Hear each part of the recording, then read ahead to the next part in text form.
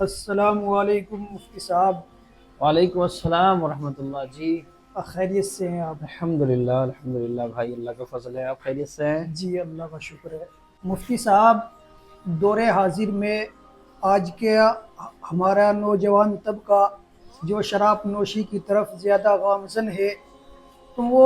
وہ لوگ یہ بولتے ہیں کہ شراب کی حرمت قرآن سے ثابت نہیں ہے،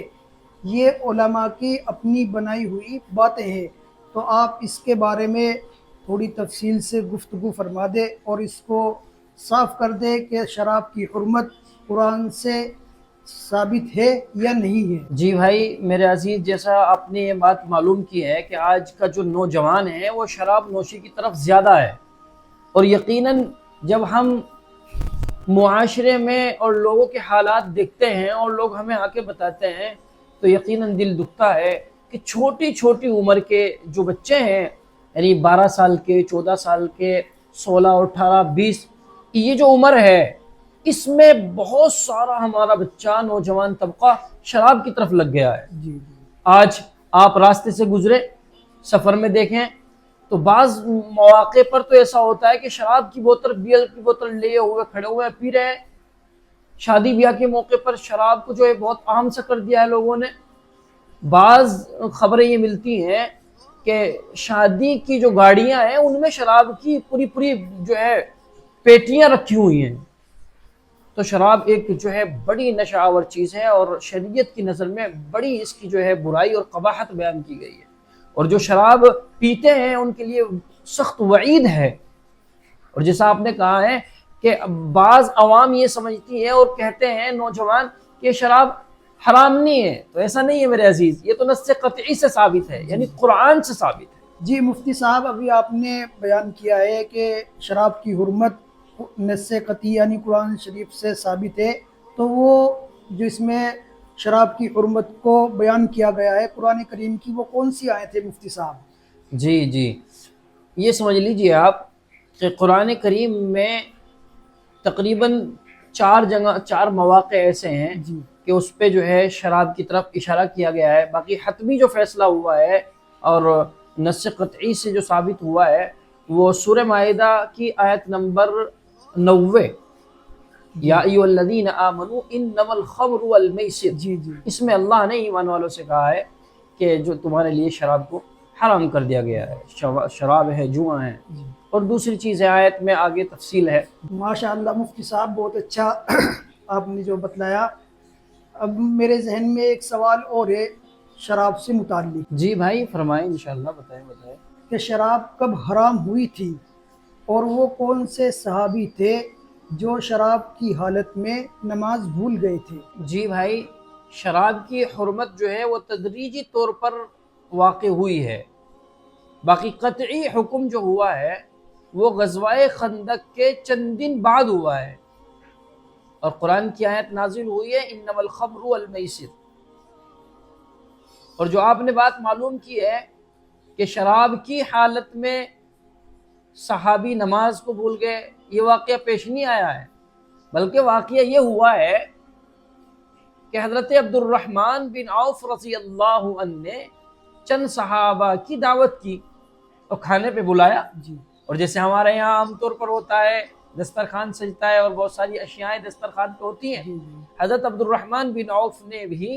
دسترخوان سجایا، کھانا پیش کیا، اور کھانے کے بعد شراب پیش کی۔ جی تمام صحابہ نے جو اس وقت موجود تھے وہ شراب پی، اور شراب پینے کے بعد یہ چونکہ وقت جو تھا مغرب کا تھا، مغرب کی نماز کا وقت قریب آ گیا، تو صحابہ نے حضرت علی رضی اللہ عنہ کو نماز کے لیے مصلی پر پیش کر دیا، آگے بڑھا دیا۔ جی حضرت علی رضی اللہ عنہ نماز میں مغرب کی نماز پڑھا رہے تھے، تو آپ نے تلاوت کی قل یا ایھا الکافرون لا اعبد ما تعبدون، اور اس صورت میں جہاں لا کا ذکر ہے وہ ذکر حذف کر دیا، جس سے معنی ہی بدل گیا۔ جی اور نماز کے بعد نبی پاک صلی اللہ علیہ وسلم کے سامنے یہ سارا واقعہ پیش کیا گیا۔ اللہ کے رسول صلی اللہ علیہ وسلم نے جب یہ بات سنی تو اس وقت میں آیت نازل ہوئی یا ایھا الذین آمنوا لا تقربوا الصلاۃ وانتم سکارا، یہ آیت اس وقت نازل ہوئی۔ جی مفتی صاحب، عوام کے اندر ایک چیز بہت مشہور ہے کہ جو شراب کا عادی ہوتا ہے اس کو مرتے ٹائم یا مرنے کے وقت کلمہ نصیب نہیں ہوتا، تو کیا ایسا ہے؟ جی مولانا، شراب کے جو لوگ عادی ہیں، چونکہ شراب جو ہے تمام برائیوں کی جڑ ہے اور اس میں بڑی قباحت ہے، برائی ہے۔ آج جو عوام اور خاص طور پر نوجوان لگے ہوئے ہیں، ہمیں ان سے چاہیے کہ ہم ان سے جو ہے درخواست کریں، ان کے لیے ہم دعا کریں، اللہ ان کو ہدایت عطا فرمائے، اور ان کے لیے ہمیں کوشش بھی کرنی چاہیے۔ جو معاشرے کے ہمارے معزز اور مقرب لوگ ہیں جی اور مقتدی قسم کے لوگ ہیں جن کی مانی جاتی ہے، ان کو چاہیے کہ وہ ان نوجوانوں پر دھیان دیں۔ والدین کو چاہیے کہ اپنے گھروں کے بچے جو ہیں ان کے اپنے بچوں پر دھیان دیں کہ جو اگر نشے کے عادی ہیں تو اس سے بچانے کی پوری بھرپور کوشش کریں۔ جی جی اور جیسا آپ نے معلوم کیا ہے کہ مرتے وقت کلمہ نصیب ہوگا یا نہیں ہوگا، جی تو میرے عزیز، شراب کی حرمت اور شراب گناہ کبیرہ ہے، اور شراب کے جو عادی ہیں ان کو سخت وعیدیں آئی ہیں۔ باقی یہ حتمی فیصلہ نہیں ہم کر سکتے ہیں کہ اس کو کلمہ نصیب ہوگا یا نہیں ہوگا، یہ تو اللہ ہی جانتے ہیں کہ بندہ ایک شراب کا عادی ہے، شراب پیتا تھا، باقی اس نے توبہ کر لی، اللہ نے توبہ کی توفیق دے دی اور پھر اس نے کلمہ پڑھ لیا، تو یہ بات تو جو ہے اللہ ہی زیادہ بہتر جان سکتے ہیں۔ جی مفتی صاحب، ایک آخری سوال یہ ہے، کیا شراب پینے والے کی بخشش ہوگی یا نہیں؟ اس کے بارے میں تھوڑا اور بتلا دیجیے۔ جی مولانا، جیسا آپ نے معلوم کیا ہے کہ شراب پینے والے کی بخشش ہوگی یا نہیں، جی تو ہمارے یہاں اہل سنت والجماعت کے یہاں یہ ہے کہ جو شراب کے عادی ہیں، کیونکہ شراب جو ہے ام الخبائث ہے جی جی اور گناہوں کی ایک جڑ ہے، بے شک۔ گناہ کبیرہ ہے، تو گناہ کبیرہ کا جو مرتکب ہے ہمارے یہاں اس کو فاسق سمجھا جاتا ہے اور اس کو کافر نہیں سمجھا جاتا ہے۔ جی تو گویا کہ فاسق اور فاجر ہے، بڑا گناہ گار ہے۔ تو جو لوگ بڑے گناہ گار ہیں، اگر وہ جہنم میں جائیں گے تو وہ اتنے عرصے اور اتنے وقت کے لیے جائیں گے جتنی اس نے جو ہے گناہ کیا ہے، اللہ تعالیٰ اس کو سزا دیں گے، اور پھر اللہ تعالیٰ اپنی رحمت سے یا کسی کی شفاعت سے، یعنی نبی پاک صلی اللہ علیہ وسلم کی شفاعت، یا کسی جیسے آپ حدیثوں میں سنا ہے آپ نے کہ حفاظ شفاعت کریں گے، علماء شفاعت کریں گے، تو اللہ اپنی رحمت سے اور شفاعت سے اس کو جہنم سے نکال لیں گے۔ یعنی وہ ہمیشہ ہمیشہ کے لیے اگر جہنم میں بھی جائے گا تو ہمیشہ ہمیشہ جہنم میں نہیں جائے گا، جی کیونکہ ہمیشہ ہمیشہ کی جو جہنم ہے وہ کافر کے لیے، فاسق اور فاجر کے لیے، گناہ کبیرہ کا جو مرتکب ہے اس کے لیے نہیں ہے۔ ماشاء اللہ مفتی صاحب، بہت اچھی آپ نے اس موضوع پر وضاحت پیش کی،